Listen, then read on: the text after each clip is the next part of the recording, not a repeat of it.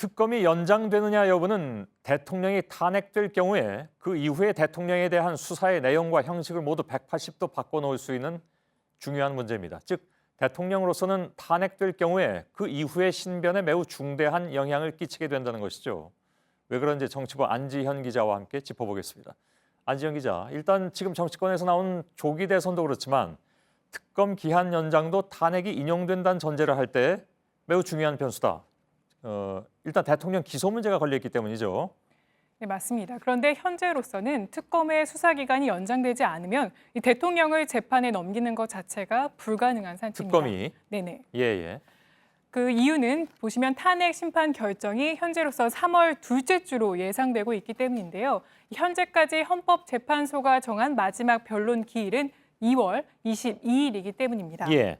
그렇기 때문에 이 탄핵이 인용된다고 하더라도 특검 수사 기간인 2월 안에는 결정이 안 나오기 때문에 이 대통령의 현직이 유지돼 기소 대상이 아닌 겁니다. 예. 그래서 만일 특검이 대통령을 기소를 하지 못하고 끝나게 되면 그 다음은 이제 어떻게 되는 겁니까?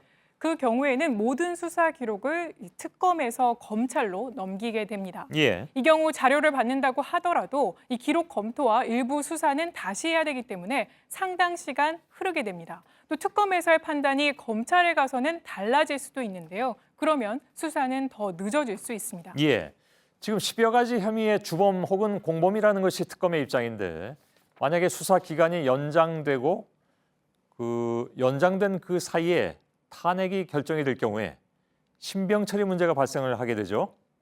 네, 맞습니다. 그런데 현재로서 특검은 이 증거 인멸과 이 중대 범죄라는 점을 들어서 상당수의 피의자를 구속한 상태입니다. 예. 만약에 탄핵이 되고 특검이 연장된다면 박 대통령에 대해서도 비슷한 원칙을 적용할 가능성이 큽니다. 예. 하지만 연장이 안 될 경우에 검찰로 넘어가게 되고 앞서 말씀드린 것처럼 사실상 수사를 다시 해야 되기 때문에 이 상당 기간 신병 처리 문제는 언급이 없을 것으로 보입니다. 예. 바로 그 점 때문에 대통령이 이렇게 탄핵 심판도 지연 전략을 쓰고 있고 특검 조사도 미루고 있다.